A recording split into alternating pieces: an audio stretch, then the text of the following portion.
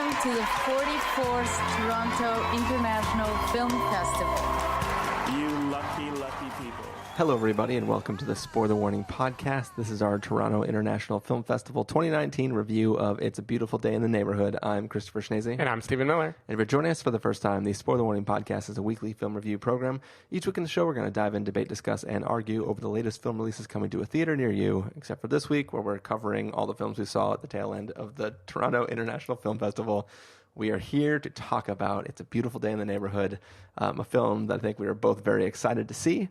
There is definitely a trailer for this one, so we're going to play that trailer now, and then we're going to come back and give you guys a review. Hey, I'm looking for Fred Rogers. In here. It's a beautiful day in this neighborhood, a beautiful day for a neighbor. Would you be mine? Could you be mine?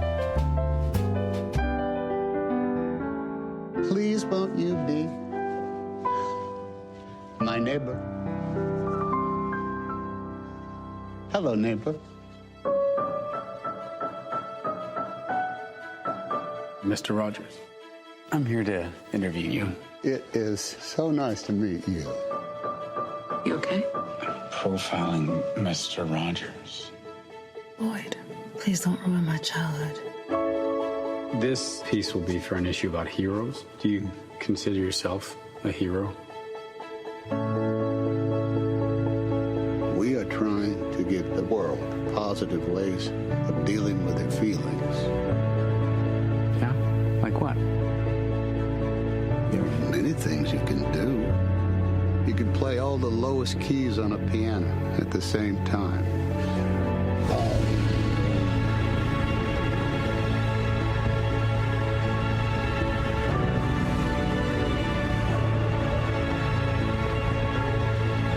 You love broken people. Like me. Sometimes we have to ask for help, and that's okay. I think the best thing we can do is to let people know that each one of them is precious.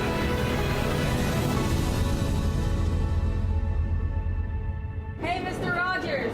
It's a beautiful day in the neighborhood, a beautiful day for a neighbor. Please won't you be my neighbor? That was wonderful. All right, so that was the trailer for It's a Beautiful Day in the Neighborhood.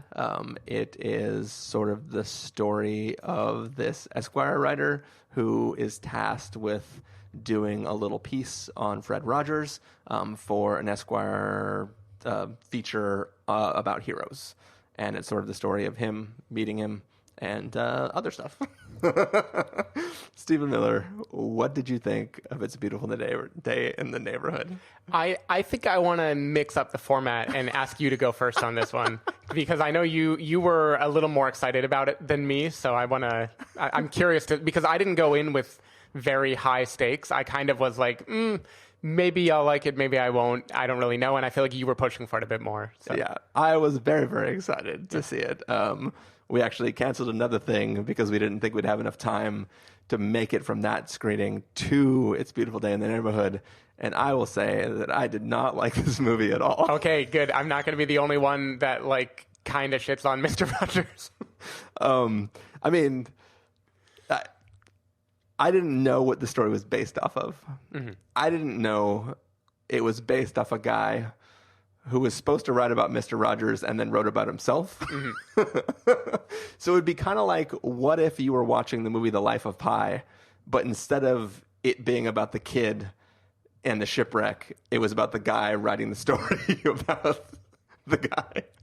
And that could work. That could definitely work. Like, apparently the article was great. I never read it. I didn't know of the article's existence. I know Mr. Rogers read it. Mr. Rogers definitely read it.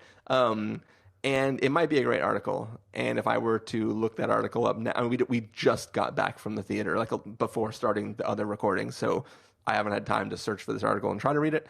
I'm sure the article's great. I'm sure there is a good way to tell this story about this guy instead of focusing on Mr. Rogers. But I just never caught on with this film at any moment in time.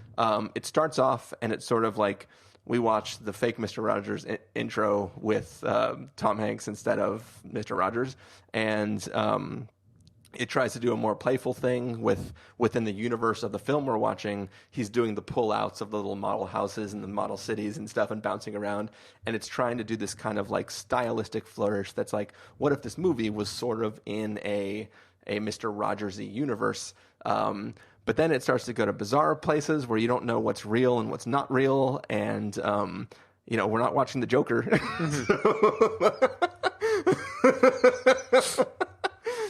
So it just, I never once cared about the author of the article.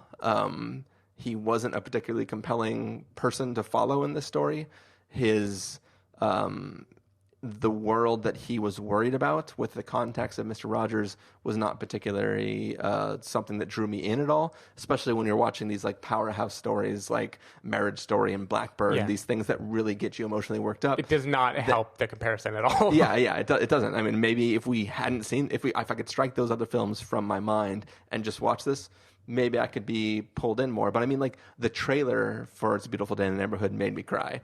Nothing in the, like, there was one point towards the end where in my head I was saying the words "fuck this guy" and a tear like welled up in the corner of my eye. I'm like, it must be like you the music. You willed your eye to slurp it back in. Like, don't you cry? I was like, oh, it must be like my body is picking up on all the things the filmmaker is doing to try to make me cry. But in my head, I'm like, this is dumb.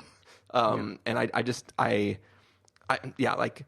Tom Hanks is a great Fred Rogers. Like I was really happy whenever he was on screen, and he has genuine moments of just like you see him. It's not just that he's able to talk to children and make them feel better about their life. You see him speak with adults the same way he speaks with children, and you do get to see that aspect of Fred Rogers being a person who just wants to spread joy and make people know that it's okay to hurt sometimes, and you can feel better. And it's like a choice that you do to like take anger, to take pain, all these things, and turn them into love and joy and things like that. That stuff is there, but it's all on the periphery. There are entire swaths of this film that Mr. Rogers isn't even a character that exists in.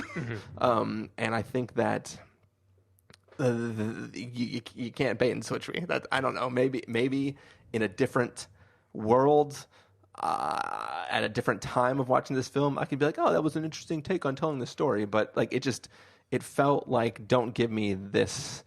Like, you have to do a really good job of convincing me that your story, pretending to be about Fred Rogers but being about yourself, is better than telling me a story about Fred Rogers for me to be on board. That it would be like if you went in to watch like the Jobs movie and it was actually about a guy writing an article and not about Steve Jobs, right? Like, you have to do something interesting, like taking a story about Steve Jobs and narrowing it down to these 3 moments in time and trying to sum up the man with just these 3 moments in history. Right. That was a compelling way to tell that story that twists the narrative, right?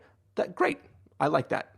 This, what if I didn't do a story about Mr. Rogers and I just did a story about me, is not compelling to me. And I'm not sure what part of the movie happened and what part of the movie didn't. Yep. Yeah.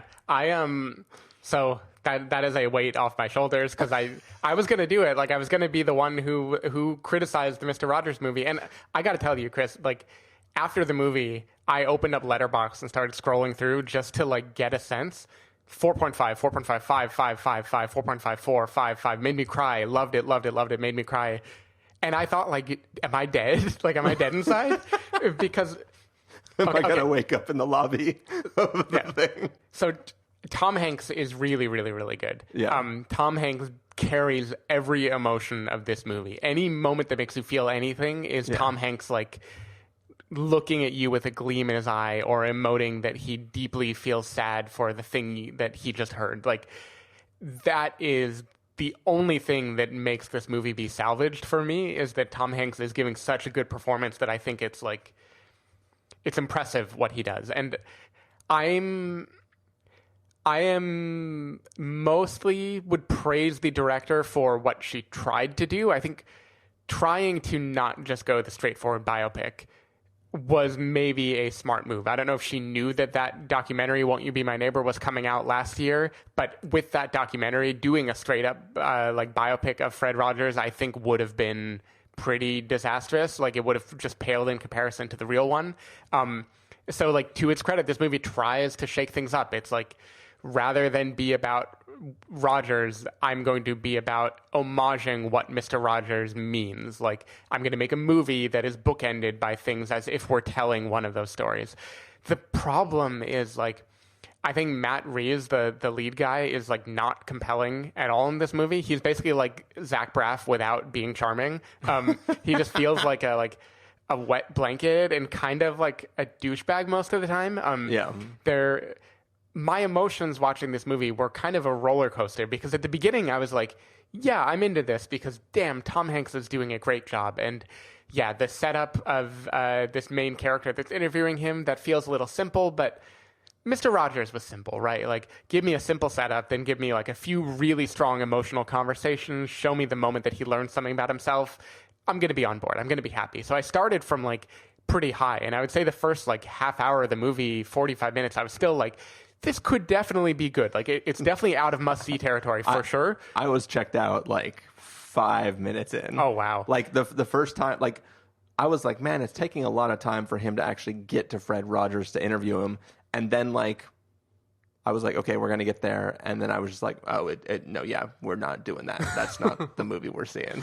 Yeah, so I didn't have that experience. So I'm glad I'm at least probably not going to hate Mr. Rogers the most in this podcast. I'll be the Armand White. yeah, because there was like the first half hour, 45 minutes where I was like, this, if it plays its cards right, this could definitely be in like recommend territory at least. Like, it's swung and missed a few places, but I think it's going to have like its heart in the right place and be really clear and sympathetic. And what is Mr. Rogers about if not like open, heart on your sleeve sympathy? And you said it first. I think like the comparison to movies like Blackbird really hurt this, because I have cried to a movie that I feel like was directly manipulating my heartstrings.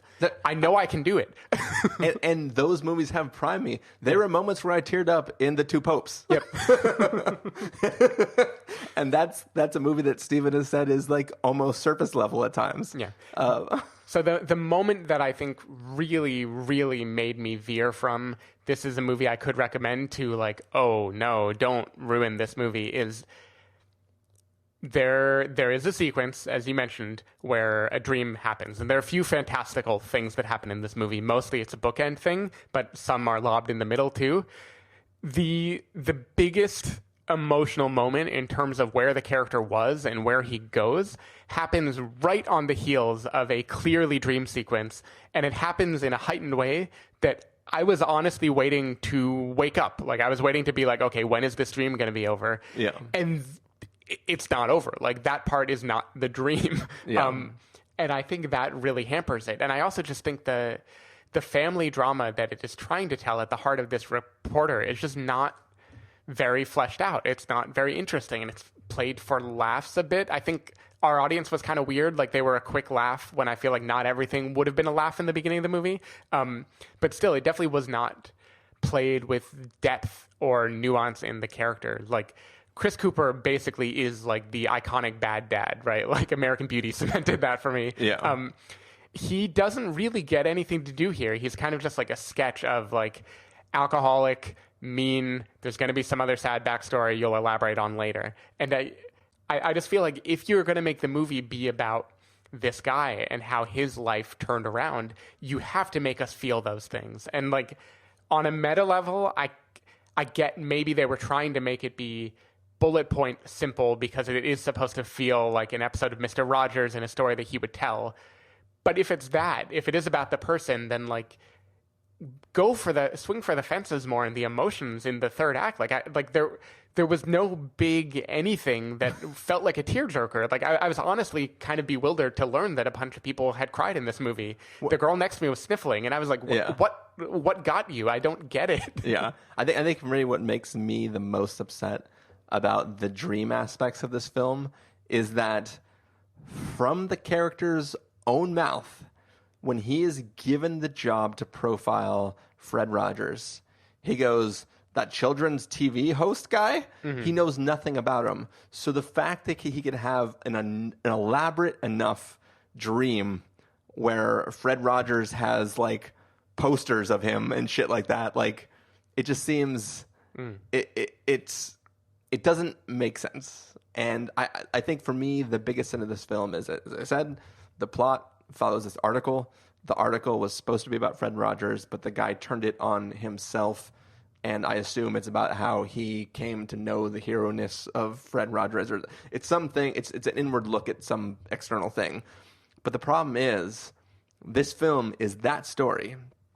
And the only instance of that story we get is the film. But a character reading the article version of it looks at it and goes like, but this isn't about Mr. Rogers, it's about you. And then the guy's like, yeah. And then she goes, and it's really good. But it's like, no, you can't just tell me the story that you based your movie off was really good. Show me that it was good. And you did not show me. There's also some weird stylistic stuff they're doing with a lot of different characters hearing a high-pitched whine, which almost makes it, I mean, obviously it's a story that really happened, so there's some connection, but it makes it feel like the filmmaker thinks that whatever this thing is hereditary and both parents had it and the guy might have it too. Like it doesn't. Yeah, I don't know if the movie is going for that. But I don't, that is the thing. I don't really know what Marielle Heller, how she would describe this movie, like what she is trying to convey. And it is like, it feels like a bait and switch in the sense that I think the trailer definitely makes it look like this is going to be end of the tour with Fred Rogers, right? Like that's the thing. Interviewer thinks they're interviewing a subject, goes away learning more about themselves than they did about the person. And meanwhile, we get a hint at the joy and sadness at the heart of Fred Rogers. And I, first of all, you don't have to make Fred Rogers a specter who like can appear in different locations and do weird shit. That doesn't actually happen. Don't worry, I'm not just spoiling the film, but there are times where it feels like he is in places where he shouldn't be. We've already talked about things that we don't know is real or not real, but weirdness. But going back to what I was saying before, you could tell this exact story but make the POV Fred Rogers. He is doing a show. This guy shows up from Esquire. He has to have these conversations with him. And we are always staying with Fred Rogers, but this external force keeps appearing, asking questions, and then Fred probes deeper into the life of that person. And then in the end, he gets to experience the story that guy wrote and comment on it, right? Like you can do this same narrative, just flip the POVs, not from a wet blanket, but to a compelling man who like tried to make the world a better place. Yeah, and this movie definitely does not want Fred Rogers to be the main actor in the film. He's more like the guardian angel of the lead character. He appears. We don't really get to see behind the curtain at all. We don't pierce what made him tick. He is strictly like operating on the main character, and the probing doesn't go the other direction. The movie even makes light of it. Like there are conversations that happen where he's trying to interview Mr. Rogers and it won't go anywhere because Mr. Rogers just turns the table and he's so focused on him. Like in my head, I like that. Like there's plenty of movies where that could work, but if you're going to take Mr. Rogers off the table and make it not be about him, you better be replacing it with something that I see myself in, something that I can relate to so much that I feel what Mr. Rogers did in his life because I feel how low he had been and I feel how high he is at the end. And this movie just doesn't do that at all. Like the drama is so heightened that it all feels like it could be a joke, right? Like the timing of events that take place, the like scenes in a hospital. It's just, it is like everything is bad. Something happens. Now everything is uncannily good. And it feels maybe by design like a too good to be true children's story. But I'm not here to watch a children's story. Like, show me real emotion somewhere. Yeah. Or if you're going to make it a kid's story, make the emotions simple enough for a kid. And then maybe I'm going to have the Swiss Army Man effect where I feel very deeply about it because you communicated it in that way. I find it to be a bewildering choice. And it's only really salvaged by the fact that I think Tom Hanks is really, really, really good in this movie. Yeah, because Tom Hanks basically is the acting equivalent of Mr. Rogers. Yeah. I was going to comment to you. I wanted to save our opinions for this episode because I didn't want to dash your spirits if you were like feeling a high from having had your childhood returned to you from this movie or something. But I was going to comment that I wonder if this will win the audience award because it feels like the Green Book of this year, but like without the problematic aspect of Green Book, but I think also like notably worse than Green Book in the places the Green Book did well. Yeah. Because this is also kind of like a buddy comedy about someone being changed by someone else from spending time with them that ends with like the families meeting and eating pie together. Like it just feels like the too good to be true schmaltzy thing. And here it's just dialed to 11. And like, I get it's a tribute to a too good to be true person, but the knobs, like the levers didn't work for me and I don't understand it. And the fact that almost everyone else seems to love this movie makes me think I'm going crazy. I would, though, watch a movie where Viggo Mortensen drives around Tom Hanks in his car. Yeah, that would be great. It's also just, like, I think Marielle Heller I just maybe don't get, because Can You Ever Forgive Me was also one that critics loved. Like that was often listed in, like, top 10 lists. Some people named it their favorite movie of the year. And when I watched it, I was like, that's fine. You know, fine, decently done, classic narrative movie, nothing special, no big anythings. And here I also just feel that I'm like, this is fine. Like if it weren't about a character I know so well, I wouldn't feel at all affronted by what this movie does. I would just be like, yeah, it's kind of, you know, the drama isn't earned that much. It's a very classic story. You know, there's a sweet character in it. The end. And I don't get what people are seeing in her work that I'm not seeing, because I feel pretty confused by how much people are enjoying this. Yeah, I never ended up seeing it, but when I first saw the trailer, I was like, oh, this seems like an interesting story that I would like to see unfold. I just never got around to it, but I am curious what I would think if I did see that one. Mm-hmm. Yeah, and I really, really, really don't think it helps that Won't You Be My Neighbor came out last year, so even the nostalgic bits that should get us, like What Do You Do with the Mad That You Feel, Daniel the Tiger, you know, songs that are sung swimming in a pool. Yeah, songs that are sung in this movie, like all of that, like could have triggered something in me if I hadn't like already seen that done in so much more of a heartfelt, direct way just a year ago. And now, because all that is in my head, this just feels like a kind of, we're going to traffic in the nostalgia of Mr. Rogers, and then we're going to put it behind like an A-plot that is just not good. Like an A-plot that feels like, I don't know, a made-for-TV drama. Yeah, I mean, I would have loved the end of the tour version of this. Yeah. Like, it would have been interesting to see a person try to dissect Fred Rogers, and instead we get a guy barely dissect himself. Yeah. Cool. Well, let's go ahead and get to our verdicts then. Stephen, if you're going to give us a must-see, recommend with a caveat, wait for rental, pass with a caveat, or a must-avoid, what would you give it? I've been agonizing over this ever since we left the theater, because my emotional roller coaster started in recommend with a caveat. Certain things happened that dropped it to pass with a caveat, bordering on must-avoid, and then like I started to feel a little bit better toward the end of the movie, and it was like teetering between pass and rental. I don't know, like, I think this movie is probably passable, but I also don't think it's lesser than like The Two Popes. like I think I'm grading it on a scale of like what I wanted it to be, and not like, is this a nice thing where the director is doing something interesting and a charismatic actor is carrying it. So I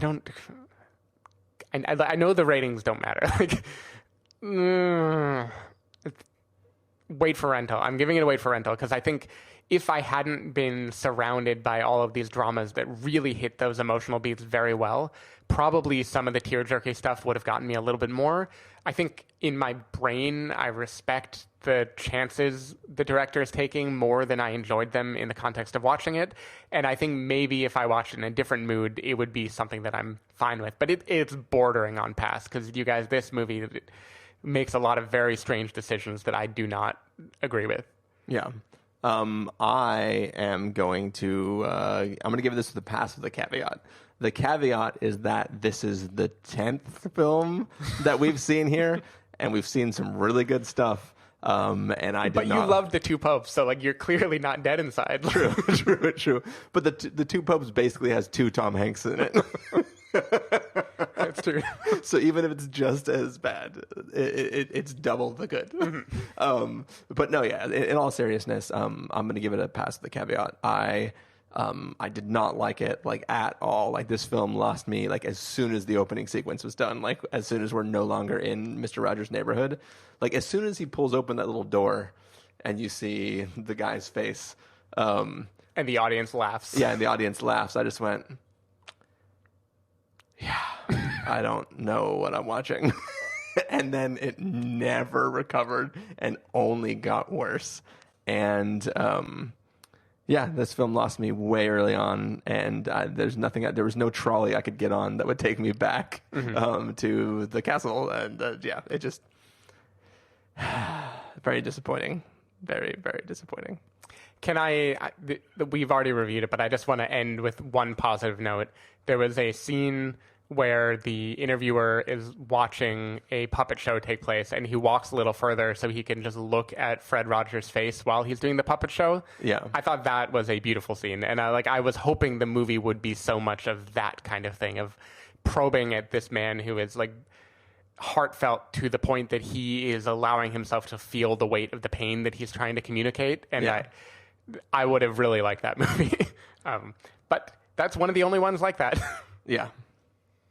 But yeah, so that is our review of It's a Beautiful Day in the Neighborhood. Stephen Miller, if people want to find you throughout the week, where can they do that? People can find me at twitter.com/sdavidmiller or sdavidmiller.com. People can find me at ChristopherInRealLife.com or Twitter.com/ChristopherIRL. You can find the podcast over at thespoilerwarning.com where you can get a bunch of the back episodes of the show. If you want to subscribe to the show, you can do so on Overcast, Stitcher, Apple Podcasts, or wherever podcasts are found. If you want to know when the episodes go live, you can follow us at Twitter.com/SpoilerWarning, Facebook.com/TheSpoilerWarning, and Instagram.com/TheSpoilerWarning. And if you want to get a hold of us directly, you can send an email to fans@thespoilerwarning.com, or you can use the contact form on our site. We have to rush out and eat dinner before seeing Knives Out. We will be back later in the feed with reviews of Joker, Knives Out, other things that I'm forgetting right now because the schedule's getting crazy. We got Jojo Rabbit, we got Waves, and we got Uncut Gems. Cool. So we're going to have lots of fun things coming up, all of which I can only assume we will love more than It's a Beautiful Day in the Neighborhood. So. Honestly, with the exception of Waves, which I don't know a lot about, I feel pretty confident that I'm going to be positive on all the rest of the movies we watch. Yeah. Well, we will see you then. Bye. Bye. This is Canadian content, and it's time we take credit for it. Starting now. Canada!